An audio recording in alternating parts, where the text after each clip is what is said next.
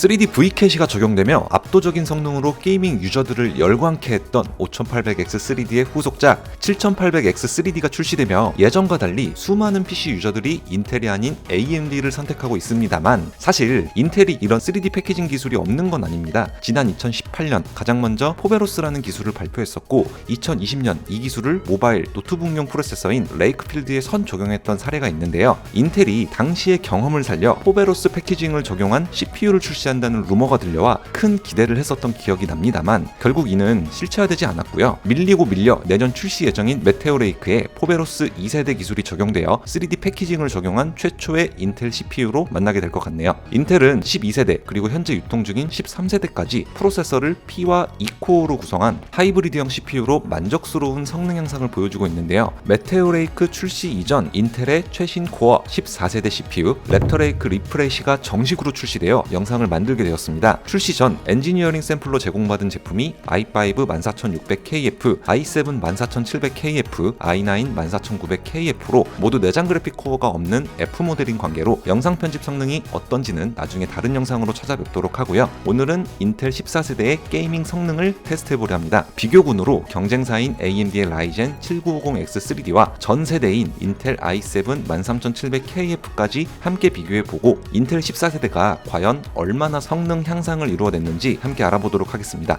영상 바로 가시죠.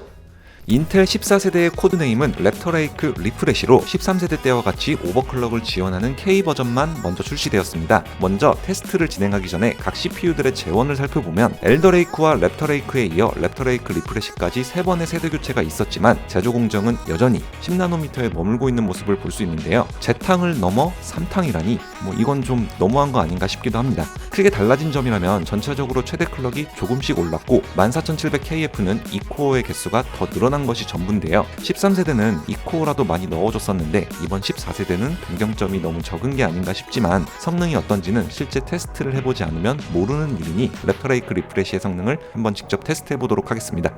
테스트 스펙은 다음과 같습니다. 테스트의 편의를 위해 오픈 케이스 상태에서 테스트를 진행했으며 라이젠 시스템의 경우 내장 그래픽을 끄고 테스트했습니다.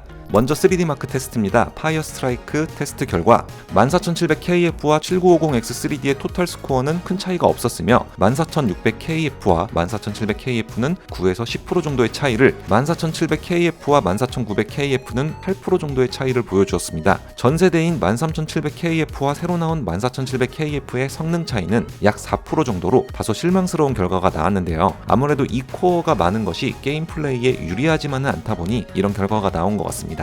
타임스파이 점수도 한번 보겠습니다. 14700KF는 전작과 차이가 없다는 걸 알 수 있습니다. 아무리 그래도 이건 좀 심하지 않나 싶은데요. 그나마 CPU 스코어는 14700KF가 6% 더 높게 측정되었습니다. 또 14900KF와 14700KF는 토탈 스코어에서 7에서 8% 정도의 차이가 나는 반면에 14700KF와 14600KF는 3% 정도밖에 차이가 나지 않았습니다. 그래도 14700KF가 CPU 스코어는 15% 정도 더 앞서고 있으니 일단 넘어가도록 하죠. 간단하게 파스와 타스 점수를 확인해봤으니 이제 본격적으로 인텔 14세대의 게임 성능은 어떤지 한번 테스트해보도록 하겠습니다. 게임은 배틀그라운드, 피해 거짓, 사이버펑크, 팬텀 리버티, 호그와트 레거시를 QHD 해상도에서 테스트해봤습니다. 먼저 배틀그라운드입니다. 앞에서 말씀드렸다시피 QHD 해상도고요. 국민 사물투라 옵션으로 테스트를 진행했습니다. 보시는 것처럼 CPU 등급별로 약 10프레임 정도의 유의미한 성능 차이가 나는 것을 확인할 수 있는데요. 조금 특이한 점이라면 실내에서는 14700KF의 하위 1% 프레임이 전작인 13700KF보다 낮게 측정되었으며, 반대로 실외로 나왔을 때에는 14700KF가 소폭 더 높은 프레임을 보여주었습니다. 경쟁사의 7950X3D와 비교해보면 인텔 CPU들은 300프레임 아래에서 놀고 있는데 라이젠 7950X3D는 그보다 훨씬 높은 평균 390에서 400프레임 정도를 방어하는 모습을 볼 수 있었는데요. 아무래도 아직은 배그나 로아처럼 최적화가 별로인 게임에서는 3D V캐시가 적용된 라이젠 CPU가 훨씬 더 유리한 것 같습니다. 요즘 가장 잘 나가는 인기 게임 피해 거짓입니다. QHD 해상도에서 풀옵션으로 테스트를 진행했고요. 보시는 것처럼 상위 등급으로 갈수록 평균 5에서 10프레임 정도 더 높은 프레임을 기록하였으며 14700KF는 전작의 13700KF보다 평균 5에서 10프레임 정도 더 앞서는 모습을 보여주었습니다. 14700KF가 아까 배그에서 보여줬던 것과는 다르게 피해 거짓에서는 의외로 괜찮은 결과를 보여주었습니다. 경쟁사의 7950X3D와도 비교를 해보면 인텔의 최상위 등급 CPU인 14900KF보다 15프레임 정도 더 높은 모습을 보여주었습니다. 하지만 피해 거짓이 친 AMD 게임이기 때문에 다른 게임의 테스트 결과도 더 확인한 후 결과를 정리해보겠습니다. 최근에 새로운 DLC의 출시로 주목받고 있는 사이버펑크 2077입니다. 역시 풀옵션이고요. 게임 내 벤치마크 기능을 사용해 테스트를 진행했습니다. 사펑에서는 CPU가 더 좋은 걸로 바뀌어도 프레임 차이가 나지 않습니다. 자세히 보면 14600KF가 전반적으로 2에서 3프레임 정도 더 낮게 나오는 것 같으나 결과창에서는 모두 153프레임으로 모두 동일한 결과가 나와 사이버펑크에서는 인텔 14세대를 사용하는 게 전혀 의미가 없다는 결론을 얻을 수 있습니다. 경쟁사의 7950X3D와도 비교해보면 결과창에서는 7950X3D가 163프레임을 기록하며 확실히 게이밍 성능에서는 라이젠 3D V 캐시가 적용된 CPU가 더 우위에 있음을 증명하였습니다. 마지막으로 초고 사양 게임 호그와트 레거시입니다. 풀옵션이고요. 테스트 결과 전체적으로 1에서 2프레임 정도의 아주 근소한 차이밖에 나지 않아 CPU 간의 성능 차이를 확인하기 어려웠습니다. 이번에도 13세대나 14세대나 프레임에 별 차이가 없어 14세대를 게임용으로 구매해야 할 메리트를 전혀 느끼지 못했습니다. 7950X3D의 결과도 보시면 이번에도 10프레임가량 앞서고 있으므로 게이밍에서는 라이젠이 훨씬 성능이 좋다는 결론을 얻을 수 있었습니다.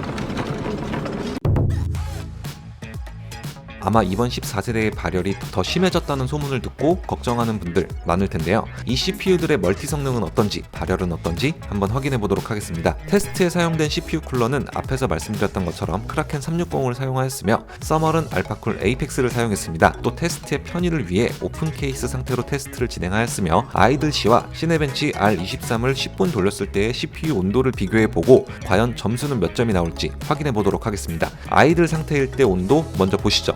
테스트 결과 CPU의 급이 오를수록 온도도 더 높아지는 걸 볼 수 있는데요. 아이들 시의 온도에 큰 의미를 부여할 필요는 없으므로 참고만 하시면 될 것 같습니다. 그렇다면 시내 배치를 10분간 돌려 CPU에 강한 부하를 주었을 때는 어떨까요? 테스트 결과 이번 14700KF와 14900KF는 크라켄 360으로도 발열을 커버하기가 어려웠습니다. 14900KF는 전작인 13900KF도 미친듯이 뜨거웠기로 유명했었기 때문에 그렇다 치더라도 14700KF가 이렇게 100도 가까이 찍는 건 조금 너무하지 않나 싶은데요. 14700KF의 온도가 이렇게 높아진 데에는 이 코어의 개수가 늘어난 것이 한몫하지 않았나 싶습니다. 다만 이게 꼭 단점이라고 볼 수는 없는 게 코어 개수가 늘어났다는 것은 멀티 성능이 향상되었다는 것을 의미하기 때문에 언더볼팅으로 발열만 잡아준다면 전작보다 더 좋은 성능으로 사용할 수 있죠. 마지막으로 시네벤치 점수를 확인해 보도록 하겠습니다. 점수를 확인하기 전에 시네벤치 점수가 알려진 점수보다 전체적으로 2000점가량 낮게 나온 점 참고 바랍니다. 시네벤치 R23 테스트 결과 14700KF와 14900KF가 굉장히 높은 멀티 점수를 기록했고 13700KF와 비교했을 때에도 확실히 14700KF의 멀티 점수가 많이 높게 나왔다는 것을 알 수 있습니다. 따라서 영상 편집 성능이 어떨지 기대가 되는데요. 곧 다가올 영상에서 14700K의 영상 편집 성능이 얼마나 좋아졌을지 직접 테스트해 보도록 하겠습니다. 반면 14600KF는 멀티 점수가 21713점으로 14900KF 대비 59% 정도밖에 안 되는 수준이었습니다. 13600KF가 일반적으로 24000점 가량을 마크한다는 점과 시네벤치 점수가 알려진 점수보다 2000점 가량 낮게 나온다는 점을 고려했을 때 14600KF는 전작과 큰 차이가 없다는 걸 알 수 있습니다. 14900KF 역시 전작과 엄청 큰 차이는 없다 판단되고요. 아무래도 CPU의 스펙이 거의 변하지 않았기 때문에 14700KF 빼고는 큰 차이가 없는 게 당연한 거겠죠.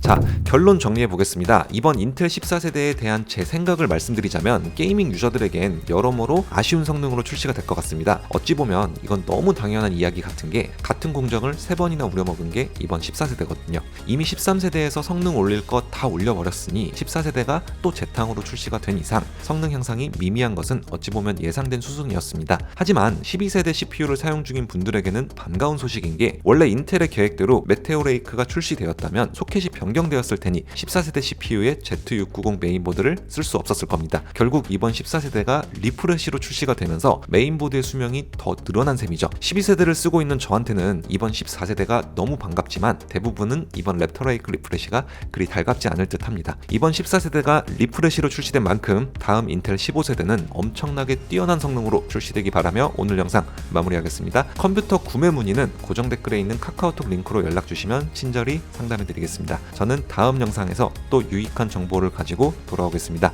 영상 시청해주셔서 감사합니다.